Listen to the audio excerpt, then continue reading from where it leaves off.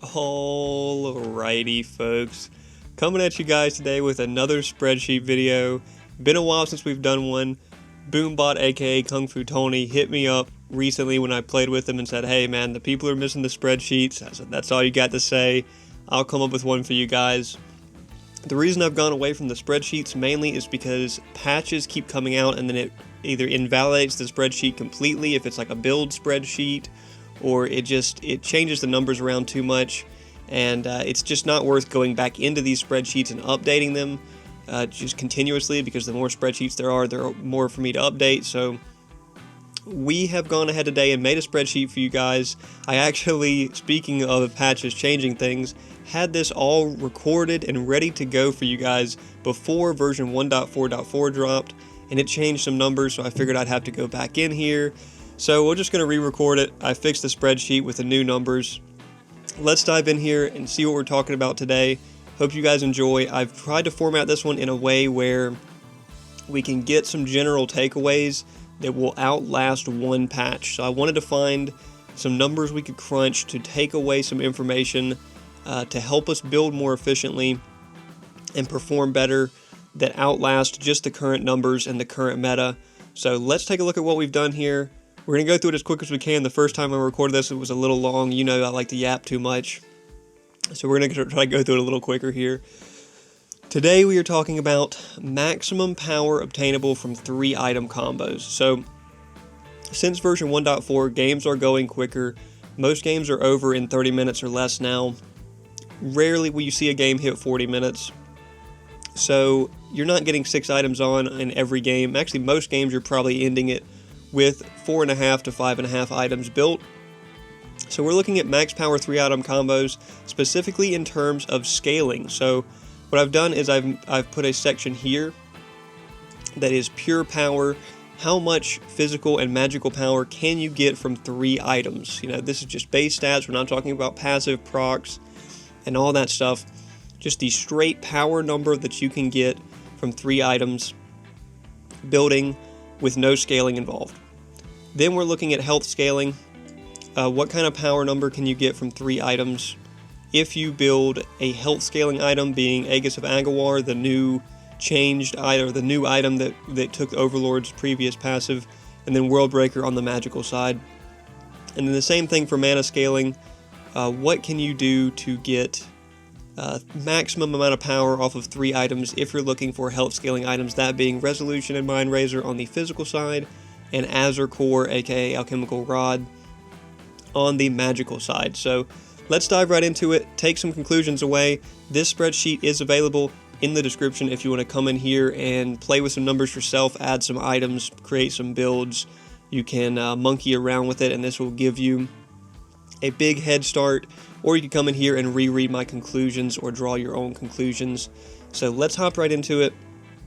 From the pure power aspect, how much power can you build with 3 items? On the physical side, it's pretty straightforward. Painweaver is one of the only items that gives 50 base physical power. Imperator is the other one. Not a lot of items. There's a ton of items that give 45 base power, but not a lot give more than that.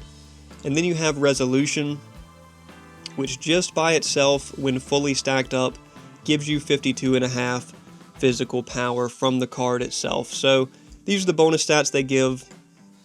This is how strong I believe their passives are on a scale of 1 to 10. And there'll be some side notes on some things over here on the right. Like for Imperator, it's worth noting that this item alone will increase your auto attack damage per second by around 19 to 21%.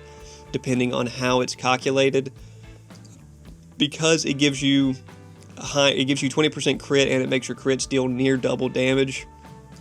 So that's essentially a 20-ish% increase in auto attack DPS, regardless of the base stat, 50 power, and your auto, how fast you're autoing and everything. This item alone gives you massive DPS increase. So for pure power physical items, building Painweaver, Imperator, and Resolution. While these 3 items don't have much synergy together, and you're rarely ever going to see those 3 items built in one build, you will get 152.5 physical power. That is our number to beat with scaling. Same thing on the magical side. that's pretty straightforward what you're going to build if you want maximum physical or maximum magical power. You've got Oblivion Crown giving an outrageous 110 magical power plus 18% magical power. Bonus scaling from its passive, which is absurd. There's a reason it's the most expensive mage item in the game. Orb of Growth, which when fully stacked up to Orb of Enlightenment, gives you 137 base magical power with some good extra stats to boot. So really strong item there, hard to beat that as far as base stats. And then we've got Wraith Leggings, which gives 95 base magical power. That is the third highest after those two. So in conclusion, building Oblivion Crown, Orb of Growth, which will become Enlightenment, and Wraith Leggings will give you 342 base power, and then after Oblivion's Crown 18% bonus, it comes out to 403.5 magical power. That is going to be a hard number to beat with scaling, to be honest with you. Now, building Spirit of Emir, since it also gives you magic power scaling when you're not in the jungle, is close. Building Spirit of Emir rather than Wraith Leggings gets you close to this power number while not in the jungle, of course, at 399.5, so very close, swapping out Spirit of Emir over Wraith Leggings. But that's our numbers to beat. 152 physical and just over 400 magical with a 3-item combo. We'll see what we can do with scaling here and see what conclusions we can draw from that. First off, health scaling. On the physical side of things, Aegis of Agawar is the new health scaling item. It gives you 2.5% of your built health as physical power. This passive used to be on Overlord. Now Overlord is a stacking health item, and Aegis of Agawar is your health to power scaling item. This item did just get reduced in version 1.4.4 to only give 20 physical power rather than 25. What I've done with these tables, and you'll see the same on the magic or on the mana scaling tables, we've got the physical power the card gives you, the health on the card, the physical power that you will gain from that health. You can see we have the formula right here of 2.5% of this added health as physical power, and then the total physical power that you obtain from building that item and having Aegis of Agawar equipped. So you can see Aegis of Agawar giving 450 health and 20 base power comes out to 31.25 total physical power added just from building this item. You also get crit from Aegis, which is a pretty cool item, and it really has a strong passive too, which is why it is a 10 out of 10 passive rating for me. So going through here, you can see some of the standard items that you would build to get big power and big health. You've got Overlord, which gives you solid power and a big health pool, which can scale infinitely. That's why we've specified this is Overlord at 150 stacks. This is where you get the most value out of Overlord, at 150 stacks or more. Some games you can get it up to 300 maybe is a stretch in most games with how short they are. But if you build it first item, you could potentially get it to around 300 stacks if you're farming really efficiently. So at 150 stacks, though, you're seeing we're already at 55 and nearly a half physical power added from health, which is more than any of our base items that get to around 50. So you've also got items like Salvation, which give good physical power base and good health, breaking that 50 barrier. And then you've got items like Mesmer, which again gives good power and health, breaking the 50 total power barrier. So what does this all mean? This means that building Aegis of Agawar for health scaling, plus Overlord at least 150 stacks, and Mesmer, which gets you up here pretty strong, will give you 139 physical power. This does not quite beat our pure power build up here of 152.5, because you see that Aegis of Agawar on its own does not give that much total power. But it's worth noting that Overlord will continue to scale up, and building additional health and power items like Salvation can give you high power and high survivability. That's the whole idea with health scaling, is you're building it on a health bruiser where you're picking up these big health items and you're benefiting massively from bonus power from Aegis of Agawar on them. So of course Overlord will continue to scale up. So how much Overlord do you need?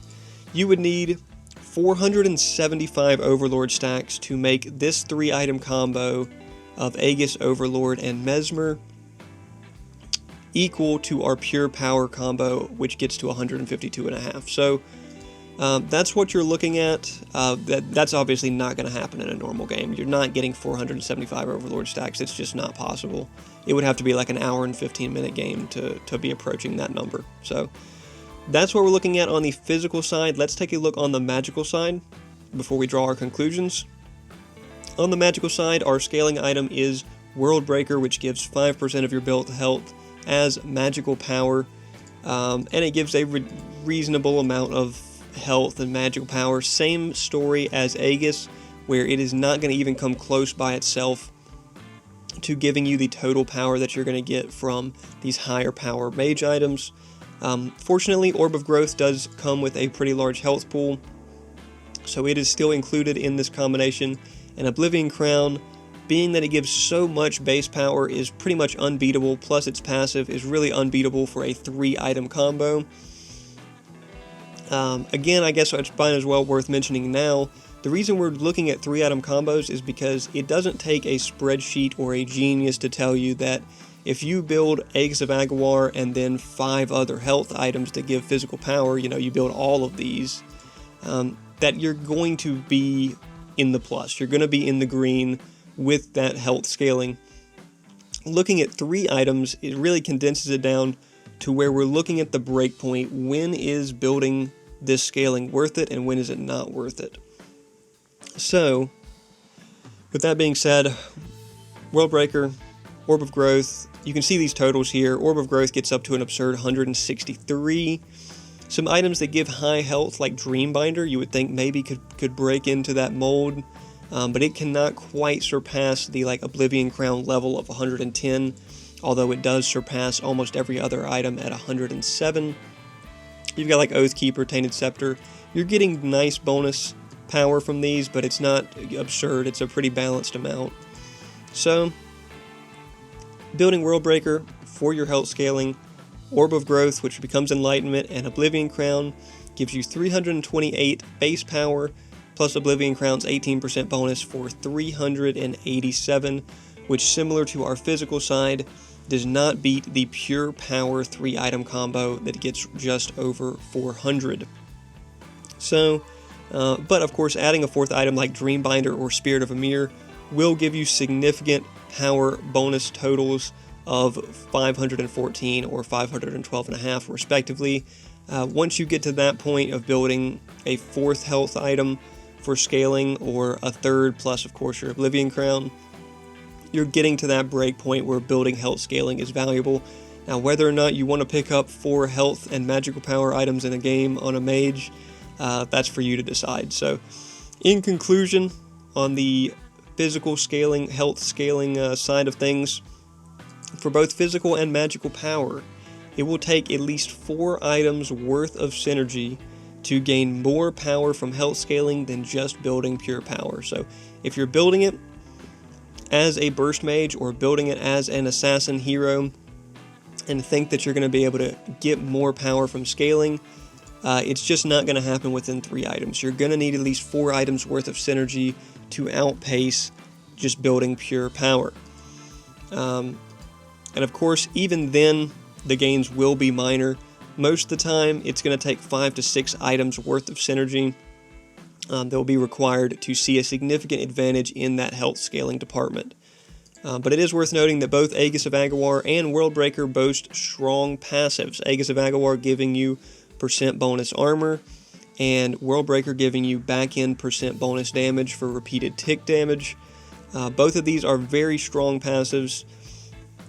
Of course, World Breaker also coming with Tenacity, and Aegis of Aguilar also coming with Crit, so you're picking up extra stuff other than just scaling on these items. So it may be worth considering building these items for their passives aside from just pure power games in some situations. Building World Breaker on a hero that already does a lot of tick damage or repeatedly hits people with abilities. I'm thinking of course, Morgesh. I'm thinking of Shinbi, whose ult will always stack up World Breaker.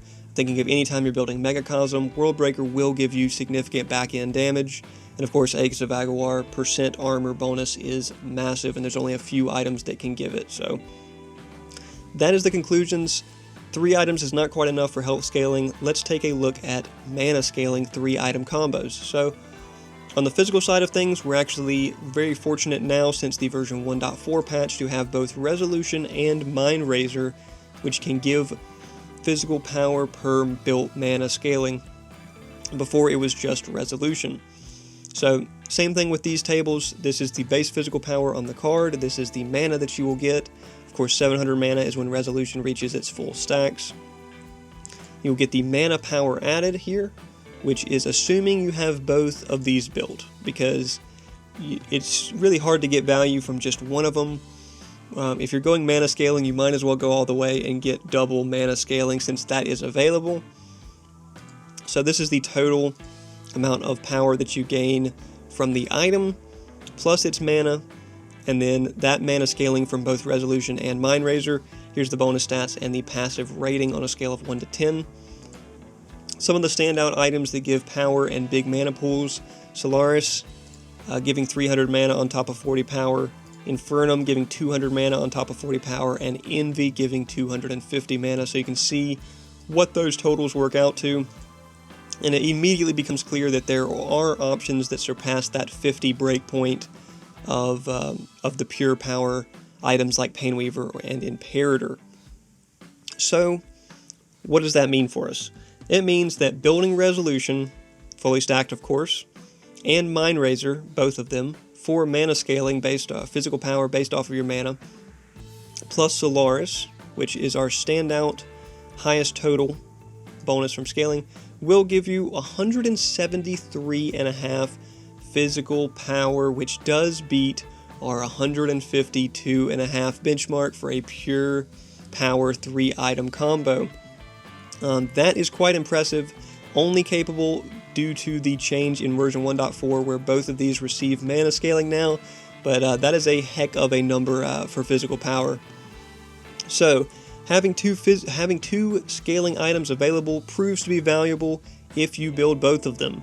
An increase of 20 power over 3 items is pretty significant as far as physical power goes. Physical power is a lot harder to come by than magical power, so that is a big increase right there.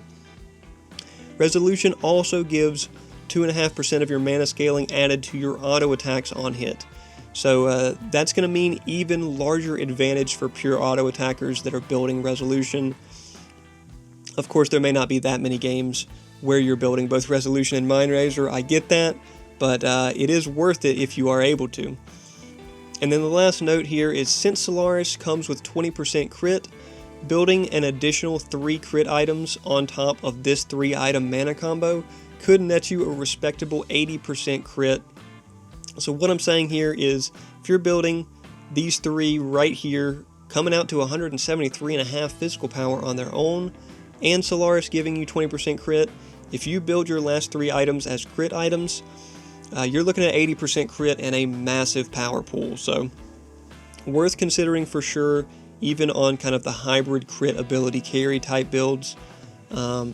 Yeah, double mana scaling, man. It can produce some crazy power. Very nice findings here.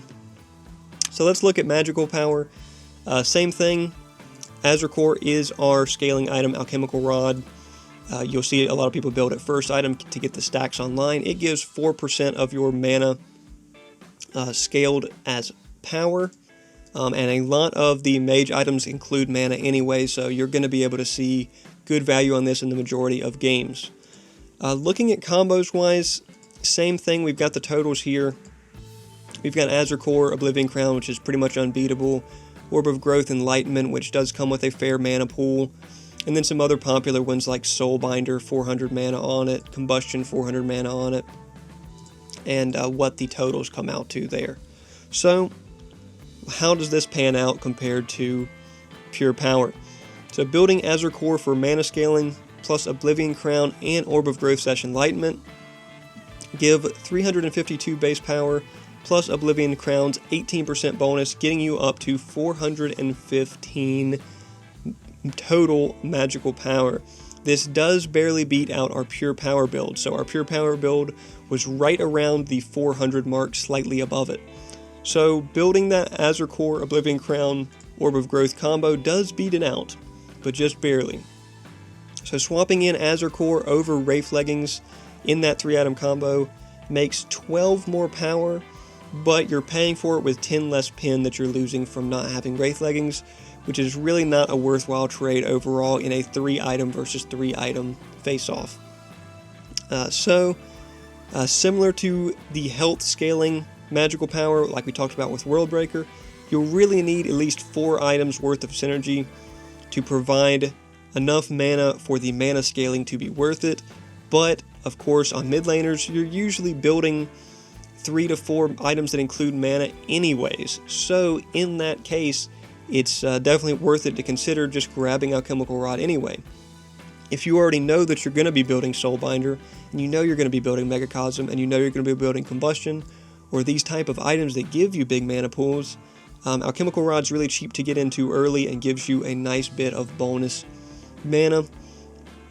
It does not, of course, boast as strong of a passive as something like World Breaker, with Azure Core's passive just being a shield, but it's still, it's free power, and it does pan out to be more power than if you did not build it, since most of these magic items come with big mana pools. So, in conclusion, on the mana scaling side of things, mana scaling can be advantageous for both physical and magical power builds in the late game.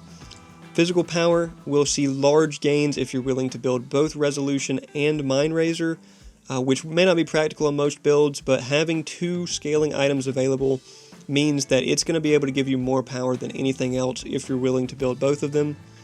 On the magical side of things, magical power mana scaling will take 4 items to see reasonable gains, and you should look for it if you're already intending to build items like Soulbinder, Megacosm, and or Combustion, because just take the free power, man. Why not? You may only get to 5 items built most games anyway, so Alchemical Rod being a cheap entry item to get that power scaling online.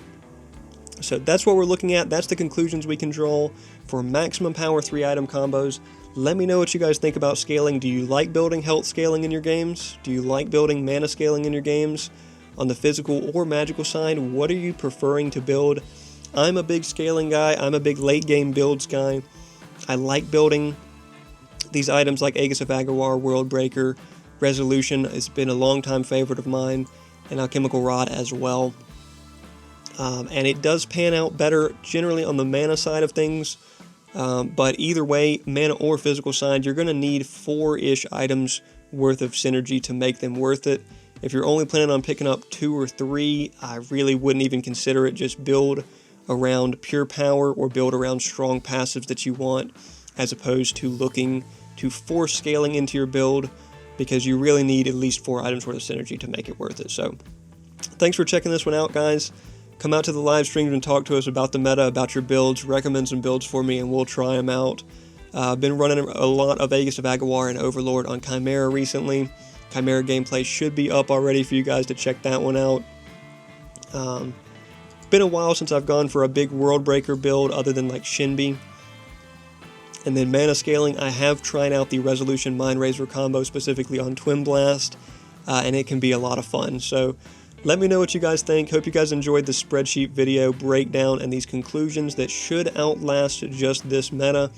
Wanted to come with some conclusions that we can take forward, and in general, when you should be building scaling items. So spreadsheet available in the description if you want to play around in it or check it out for yourself or alter some stuff. And we will catch you on the next one. Come out to the streams and have some fun with us, man. Keep enjoying Predecessor. It is an incredible game, and we've just been loving it since version 1.4, especially. New updates should be coming out soon, this Tuesday, April 8th, or this upcoming Tuesday here, April 8th. So we'll do a patch notes video on that when they finally drop those patch notes, and we'll catch you on the next one. Thanks for stopping by.